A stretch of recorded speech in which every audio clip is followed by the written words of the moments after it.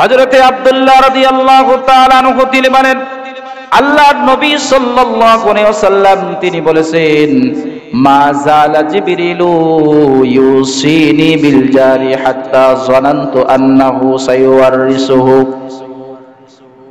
আল্লাহর হাবিব সাল্লাল্লাহু আলাইহি ওয়াসাল্লাম বলেন, হযরতে জিবরাইল আলাইহিস সালাতু ওয়াস সালাম আমার কাছে প্রতিবেশীর হকের ব্যাপারে এত বেশি তাগিদ দিয়েছে, আমার কাছে মনে হয়েছে না জানি আল্লাহ তাআলা প্রতিবেশীকে ওয়ারিস বানায় দেয়। অর্থাৎ আল্লাহ রাব্বুল আলামিন প্রতিবেশীর হকের ব্যাপারে এত বেশি গুরুত্ব দিয়েছে, এত বেশি আল্লাহ রাব্বুল আলামিন আমাকে জানায় দিয়েছে, আমি মনে করেছি সন্তানদের মতো প্রতিবেশীকেও মনে হয় ওয়ারিস বানায় দিব। আমার ভাইরা, আমার বন্ধুরা, প্রতিবেশীর হকের ব্যাপারে মুসলিম শরীফের ভিতরে আরেকটি হাদিস আসছে। হাদিসটি হযরত আবু শুআইব রাদিয়াল্লাহু তাআলা আনহু থেকে বর্ণিত। আল্লাহর হাবিব সাল্লাল্লাহু আলাইহি ওয়াসাল্লাম বলেন, মান কানা ইউমিনু বিল্লাহি ওয়াল ইয়াউমিল আখির ফালা ইউযি জারুহু। আল্লাহর হাবিব সাল্লাল্লাহু আলাইহি ওয়াসাল্লাম বলেন, যে ব্যক্তি আল্লাহ এবং আখিরাতের প্রতি ঈমান আনে সে যেন তার প্রতিবেশীকে কষ্ট না দেয়, প্রতিবেশীর হক যেন সে আদায় করে। সুতরাং বোঝা যায় এ কথার দ্বারা যে বান্দা প্রতিবেশীর হক আদায় করলো না, ওই বান্দা আল্লাহকেও ভয় করে না এবং আখিরাতকেও সে ভয় করে না, বিশ্বাস করে না। সুতরাং কোন মানুষ যদি পরিপূর্ণ ঈমানদার হতে চায়, মুমিন হতে চায়, ওই মানুষটাকে অবশ্যই প্রতিবেশীর হক আদায় করা লাগবে। কারণ প্রতিবেশীর হকের ব্যাপারে অন্য হাদিসের ভিতরে আল্লাহর নবী সাল্লাল্লাহু আলাইহি ওয়াসাল্লাম বলেন, মান কানা ইউমিনু বিল্লাহি ওয়াল ইয়াউমিল আখির ফালইউহসিনু ইলা জারিহি। আল্লাহর হাবিব বলে, সে যেন তার প্রতিবেশীর সাথে সদাচরণ করে, অর্থাৎ প্রতিবেশীর সাথে খারাপ আচরণ না করে। আজকে তো আমাদের সমাজে প্রতিবেশীর সাথে আমরা এরকম আচরণ করি যে পারলে তারটা সহ আমি নিয়ে নিই। এরকম অবস্থা আছে না নাই? বর্তমান সময় আছে না নাই? বলে, প্রতিবেশীর সাথে আমাদের এত খারাপ আচরণ যে প্রতিবেশীকে আমরা শত্রু ভাবি, তাদেরকে আমরা কখনোই ভালো চোখে দেখি না। কিন্তু আল্লাহর হাবিব সাল্লাল্লাহু আলাইহি ওয়াসাল্লাম বলেছেন যে প্রতিবেশীর হক আদায় করা লাগবে। এই জন্য আমাদের গুরুত্ব দেওয়া লাগবে, প্রতিবেশীর হকগুলো আমাদের অবশ্যই আদায় করা লাগবে। যদি আমরা প্রতিবেশীর হক আদায় না করি, আল্লাহর কাছে কিয়ামতের ময়দানে ধরা খাওয়া লাগবে। প্রতিবেশীর হকের ব্যাপারে আল্লাহর নবী সাল্লাল্লাহু আলাইহি ওয়াসাল্লামের কাছে জিজ্ঞাসা করা হলো। আল্লাহর নবী সাল্লাল্লাহু আলাইহি ওয়াসাল্লামকে হযরতে আম্মা জান আয়েশা রাদিয়াল্লাহু তাআলা আনহা তিনি প্রশ্ন করলেন, سألت رسول الله صلى الله عليه وسلم فقالت إن لي جارين। ওই আল্লাহর নবী, আমার প্রতিবেশীর মধ্য থেকে সবথেকে বেশি হকদার কে? কারণ একজন মানুষের আশপাশে অনেক মানুষ থাকে কি থাকে না বলেন? তো সবাই যদি আমার প্রতিবেশী হয়, এই মানুষগুলো সবাই তো আমার কাছে হকদার, তবে আমি কাকে বেশি প্রাধান্য দিব? আল্লাহর নবী সাল্লাল্লাহু আলাইহি ওয়াসাল্লাম বললেন, ফাইন্নালি আইহিমা উহদি ক্বালা ইলা আকরাবিহিমা মিনকা বাবান। আল্লাহর নবী সাল্লাল্লাহু আলাইহি ওয়াসাল্লাম তিনি বললেন, তোমার দরজার নিকটবর্তী যেই মানুষটা, তাকে তুমি তোমার হাদিয়া দিবে, তুমি তাকে বেশি প্রাধান্য দিবে। অর্থাৎ যদি কাউকে আপনি কিছু দিতে চান, তো প্রতিবেশী তো অনেকে আছে, সবাইকে দেওয়া সম্ভব তো না। মনে করেন আপনি একটা কাঁঠাল হাদিয়া দিলেন, তো কাঁঠাল তো পুরো এলাকার মানুষকে দেওয়া যাবে না। তা আপনি দিবেন কাকে? যে আপনার বাড়ির কাছে যত বেশি, তাকে আপনি কি এটা দিয়ে দিবেন। কারণ প্রতিবেশী তো সবাইকে দেওয়া কি না সম্ভব না। তা আল্লাহর হাবিব সাল্লাল্লাহু আলাইহি ওয়াসাল্লাম প্রতিবেশীর হকের ব্যাপারে এত বেশি গুরুত্ব দিয়েছে। আল্লাহর হাবিব সাল্লাল্লাহু আলাইহি ওয়াসাল্লাম এমন হাদিসের ভিতরে বলেছে, তুমি গোশত রান্না করতেছো, তোমার প্রতিবেশীর বাড়িতে গোশতের ঘ্রাণ চলে গেছে, তুমি যদি তাকে তরকারিও দিতে না পারো, একটু পানি বেশি করে দিয়ে তাকে তুমি একটু ঝোল পর্যন্ত হলো দাও। কি দাও? ঝোল হলো একটু তাকে দাও। অন্য এক হাদিসের ভিতরে আসছে যে তুমি বাজার থেকে ফল কিনে আনলা, কিন্তু তুমি তোমার প্রতিবেশীকে দিবে না, তাহলে তুমি এমন ভাবে ভালো খাবার ফল তুমি বাসায় নিয়ে আসো যাতে করে তোমার প্রতিবেশী সে দেখতে না পায় কিংবা বুঝতেও না পারে। কারণ সে যদি বুঝতে পারে, দেখতে পায়, তো তার তো টাকা নাই। সে যদি দেখে তার দুঃখ লাগবে না। এই জন্য আল্লাহ রাসূল বলেছে, তুমি যদি তোমার প্রতিবেশীকে না দাও তাহলে তুমি এমন গোপনে নিয়ে আসো যাতে করে তোমার প্রতিবেশী বুঝতে না পারে, সে যেন দুঃখ অনুভব না করে। এই জন্য আমরা যারা আমাদের প্রতিবেশী আছে, আমরা যারা আছি, আমাদের যারা প্রতিবেশী আছে, সামর্থ্য থাকলে তাদেরকেও দেওয়া, আর যদি সামর্থ্য না থাকে অল্প, এটা আমরা গোপনেই খাবো, প্রকাশ্যে খাবো না। এবং এমনও কথা আসছে হাদিসের ভিতরে যে সন্তানদেরকে একটা ফল দিলেন আর আপনার সন্তান ওই পাশের বাড়িতে গিয়ে সে দাঁড়ায় আপনার সন্তান ফল খায়, আর পাশের আরেকটা ছোট্ট ছেলে সে তার ফলের দিকে তাকায় এসে আফসোস করে। এমনটাও করা নিষেধ করেছে রাসূল সাল্লাল্লাহু আলাইহি ওয়াসাল্লাম, যে তোমার সন্তান যাতে করে অন্যের বাড়ির সামনে গিয়ে ফল না খায়। কারণ সে যদি ফল খায়, এই ফল খাওয়া তার সন্তান দেখার দ্বারা তার সন্তান কষ্ট পাবে। কিভাবে কষ্ট পাবে? এই জন্য সম্ভব হলে তাদেরকে দেওয়া, আর অসম্ভব যদি হয় তাহলে সন্তানকে ঘরের ভিতরে আপনি খাবার দিয়ে দিন। এই জন্য সন্তানকে খাবার দেওয়ার সময় আমাদের অবশ্যই মনে রাখা লাগবে যে আমার প্রতিবেশীকে আমি দিতে পারলাম না, সন্তান যেন বাহিরে না যায়, ঘরের ভিতরে বাবা তুমি বসে খাও। ঠিক নেবে ঠিক বলেন? এই জন্য প্রতিবেশীর হক আদায় করা লাগবে। কোন মানুষ যদি প্রতিবেশীর হক আদায় না করে, আল্লাহর হাবিব সাল্লাল্লাহু আলাইহি ওয়াসাল্লাম ওই মানুষটার ব্যাপারে বলেছেন, কেউ যদি প্রতিবেশীকে কষ্ট দেয়, আল্লাহর হাবিব বলেছেন ওই মানুষটা জান্নাতে যেতে পারবে না। এক হাদিসের ভিতরে আল্লাহর নবী সাল্লাল্লাহু আলাইহি ওয়াসাল্লাম বলেন, আল্লাহর নবী সাল্লাল্লাহু আলাইহি ওয়াসাল্লাম বলেন, লা ইয়াদখুলুল জান্নাতা মান লা ইয়ামানু জারুহু বাওয়াইকাহু। ওই ব্যক্তি জান্নাতে প্রবেশ করতে পারবে না যার দ্বারা প্রতিবেশী কষ্ট পেল, যে মানুষকে কষ্ট দিল, ওই ব্যক্তি কোনোদিনও জান্নাতে যেতে পারবে না। যে প্রতিবেশীকে কি দেয়? কষ্ট দেয়, সে কোথায় যেতে পারবে না? জান্নাতে যেতে পারবে না। এক সাহাবী আল্লাহর নবী সাল্লাল্লাহু আলাইহি ওয়াসাল্লামের কাছে এসে জিজ্ঞাসা করলো, ইয়া রাসূলুল্লাহ, ইয়া হাবিবাল্লাহ, আমি যে ভালো এটা আমি কিভাবে বুঝবো? তো আল্লাহর নবী সাল্লাল্লাহু আলাইহি ওয়াসাল্লাম বললেন, তোমার প্রতিবেশী যদি তোমাকে ভালো বলে তাহলেই তুমি ভালো, আর যদি তোমার প্রতিবেশী তোমাকে খারাপ বলে তাহলে তুমি কি? খারাপ। নিজেই যদি নিজেকে সারা জীবন ভালো বলে আর প্রতিবেশী তারা যদি খারাপ বলে, সে কোনোদিন ভালো হতে পারবে না। আর প্রতিবেশী তাকে যদি ভালো বলে তাহলে সে কি ভালো। কারণ প্রতিবেশীর সাথে 24 ঘন্টা উঠা বসা হয়, চলাফেরা হয়। আর একজন মানুষ অনেক দূরে চলে গেছে, মাত্র একদিন কাটাইছে, একদিনে কি একটা মানুষের চেনা যায়? যাবে কি? যাবে? বলেন, কোনোদিনও যাবে না। তো এই মানুষটারে সব থেকে বেশি চিনে কে? তার প্রতিবেশী। প্রতিবেশী যদি তাকে ভালো বলে তাহলে সে কি? ভালো। এই জন্য দেখেন, এলাকার ভিতরে কোনো মানুষ যদি মারা যায়, তো অনেক সময় দেখা যায় যে মানুষটা কেমন ছিল এমন কথা বলা হয় কি হয় না? প্রতিবেশী যদি বলে যে না মানুষটা কি ভালো ছিল, তো আল্লাহ এই কথাটাকে তাদের সাক্ষী হিসেবে আল্লাহ তাআলা ধরে নেয়।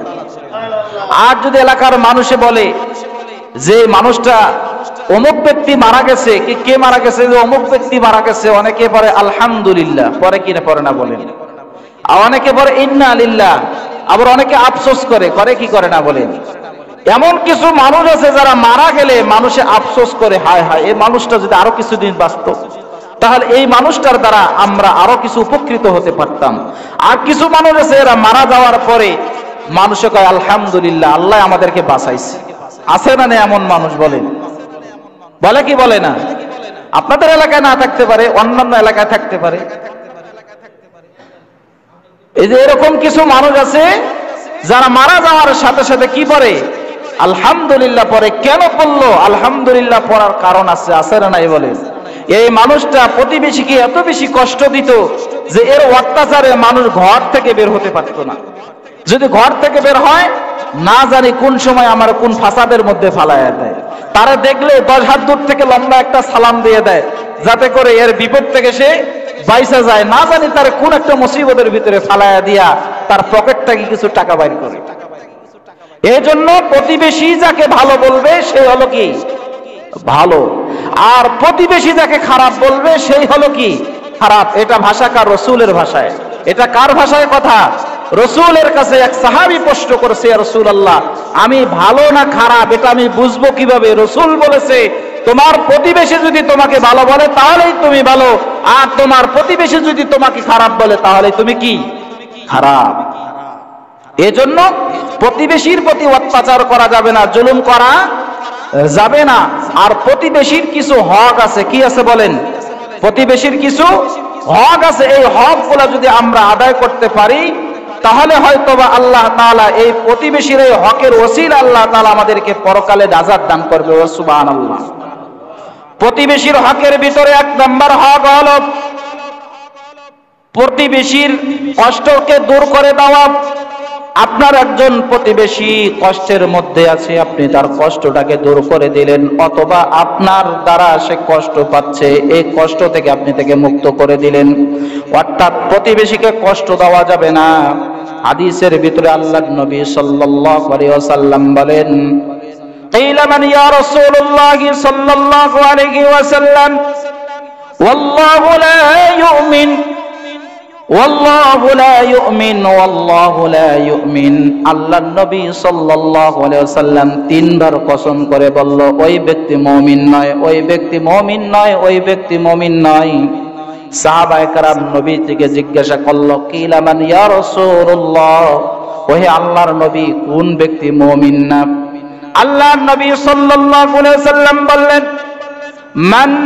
মান লা ইয়ামানু জারুহু বাওয়াইকাহু, যার প্রতিবেশী তার অত্যাচার থেকে নিরাপদ নয়, ওই ব্যক্তি মুমিন নয়। অর্থাৎ যে মানুষকে কষ্ট দেয়, যার অত্যাচার থেকে এলাকার মানুষ নিরাপদ নয়, ওই ব্যক্তি মুমিন নয়। তাহলে কে মুমিন নয় বলেন? যে মানুষের প্রতি অত্যাচার করে আর তার অত্যাচার থেকে এলাকার মানুষ নিরাপদ নয়, এমন মানুষটা সে কি নয়? মুমিন নয়। আর কোন মানুষ যদি মুমিন না হয় সে কি জান্নাতে যাইতে পারবে? ঈমান ছাড়া কি জান্নাতে যাওয়া সম্ভব? কোনোদিনও সম্ভব নয়।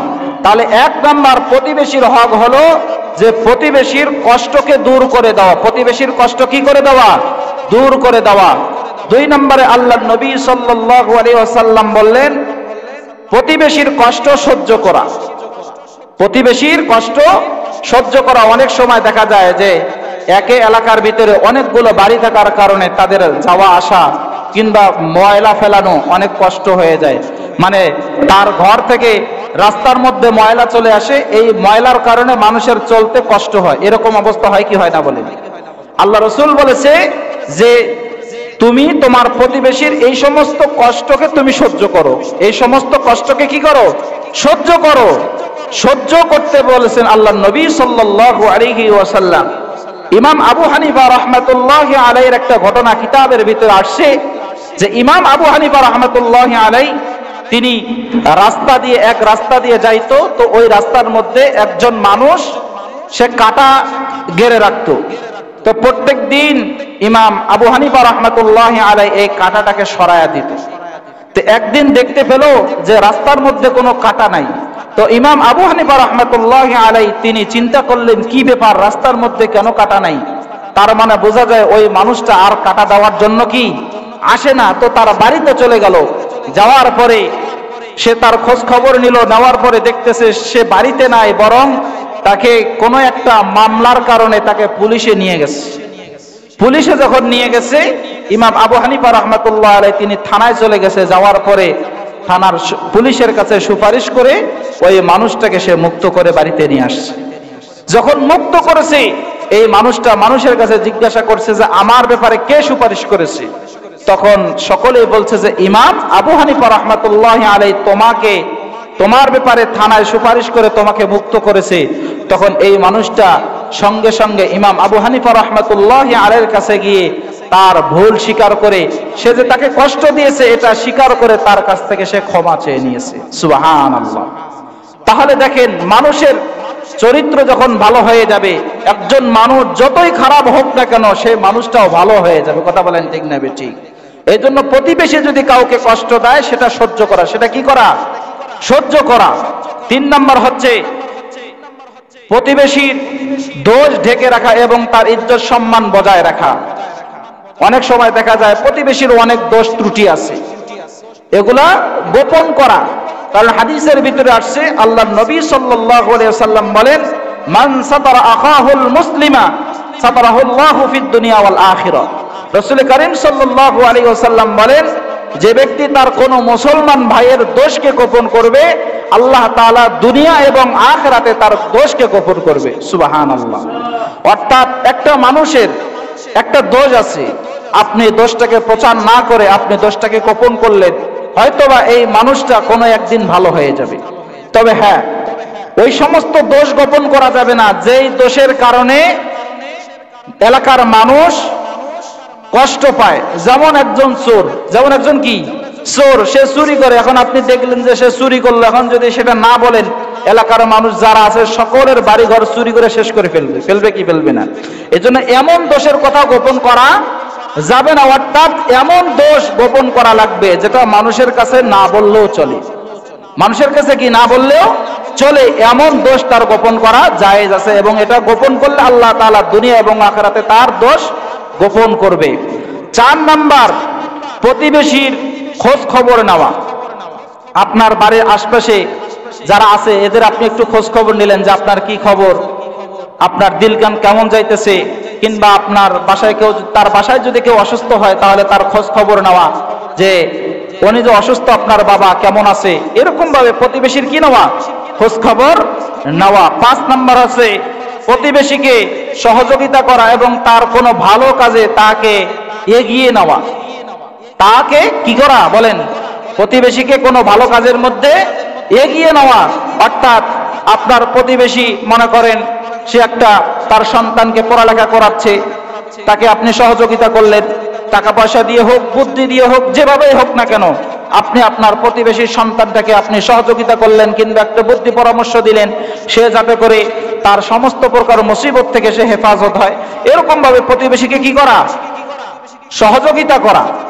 এই কাজ যদি কেউ করে, আল্লাহর নবী সাল্লাল্লাহু আলাইহি ওয়াসাল্লাম হাদিসের ভিতরে বলছেন, মান কানা ফি হাজাতিহি আখিহি কানাল্লাহু আযজা ওয়া জাল্লা ফি হায়াতিহি। আল্লাহর নবী সাল্লাল্লাহু আলাইহি ওয়াসাল্লাম তিনি বলেন, যে ব্যক্তি তার কোন মুসলমান ভাইয়ের এরকম সহযোগিতা করলো, আল্লাহ তাআলা তাকেও সহযোগিতা করবে। সুবহানাল্লাহ। তাহলে মুমিন ভাইকে সহযোগিতা করার দরকার আছে না নাই বলেন? 6 নাম্বার হলো অসুস্থ কেউ যদি হয় তাকে দেখতে যাওয়া। অসুস্থ কেউ যদি হয় তাকে কি করা? দেখতে যাওয়া। আজকাল তো আমরা কেউ খবরই নেই না, বিশেষ করে শহর এলাকায় এটা বেশি হয়। এক বিল্ডিং এর মানুষ অসুস্থ হলে অপর বিল্ডিং এর মানুষ কোনো খোঁজ খবরই নেয় না।